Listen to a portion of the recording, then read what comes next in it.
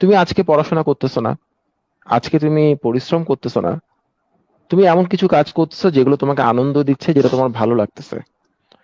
তোমার যে বন্ধুটা আজকে পড়াশোনা করতেছে, সে কিন্তু তোমার এই আনন্দের কাজগুলোও চাইলে করতে পারতো, এবং করলে কিন্তু সেও একটা আনন্দ পেত।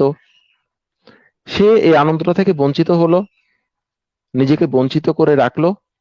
তুমি এই আনন্দ থেকে নিজেকে বঞ্চিত করে রাখলে না, কোনো অসুবিধা নাই। পরবর্তীতে দেখা গেল সেই চাকরিটা পাবে, তুমি আর পাচ্ছ না। এটা দ্বারা কি বোঝায়? এটা দ্বারা বোঝায় চাকরি পাওয়ারও তো একটা আনন্দ আছে। সে ওই আনন্দটা পেলো, তুমি যে আনন্দ পাও নাই তা কিন্তু না। তুমি কিন্তু বর্তমানে একটা আনন্দ পেয়ে গেছো। সো তুমি একটা পেলে, সে আরেকটা পেলো। এখন কে কোনটা পেতে চাও, এটা হচ্ছে ইম্পর্টেন্ট।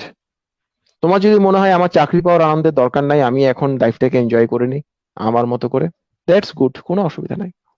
কিন্তু তুমি এই আনন্দটাও পাবে, আবার ওই আনন্দটাও পাবে। তুমি গাছের আগারটাও খাবা, তলাটাও কুড়াবা। No, no, no, no, no, এটা হবে না, কখনো হবে না।